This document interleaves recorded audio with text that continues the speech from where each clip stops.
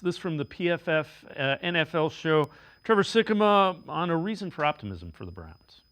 He has to be, right? Because you look at how he played in Colorado over the last 2 years, like whether he's the week one starter or not, he kind of has to be a reason for optimism, right? Because you clearly, I know you had him as QB1 in this past class. So even though I was a little bit lower on him, I thought he was more of, like a mid-day 3 type of a value quarterback. To get him in the 5th round, especially to the current quarterback situation that the Browns have, you are hoping that you get an absolute gem in Shedeur Sanders and that he's starting at some point and that he shows you starting caliber capabilities at the NFL level. So genuinely, like no trolling, he is one of the other reasons of optimism if he can gain that starting role for them.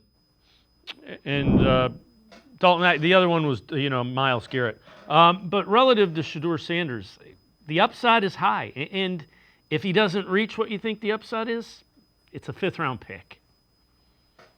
Exactly, right? Eventually you get to a point on day 3 of the draft where you go, okay, he's just too good not to take here, even if just as a lottery ticket, right? And look, no matter if people thought Shedeur Sanders was a top 10 pick or not, just about everybody had him as like a top 50 player on their board, right? I was higher than a lot of people. Trevor had him somewhere in the 30s or 40s. So you still think, okay, this guy was probably by most people's evaluations, at least the second best quarterback in this draft. So to get that in a 5th-round pick and as talented as he is and as well as he played at Colorado the last 2 years, there's really not any downside at this point other than whatever circus the media, training camp, and all that wants to make out of it. But he should be a part of the competition, as should Dillon Gabriel. And Dillon Gabriel had a great college career, and I think this Browns starting job is as wide open as any in the league. And if Sanders is the guy that were to take it by the horns at some point, I don't see any issue with that, right? He showed you the potential on the field at Colorado. Teams, obviously he dropped in the 5th round of the draft because teams had questions about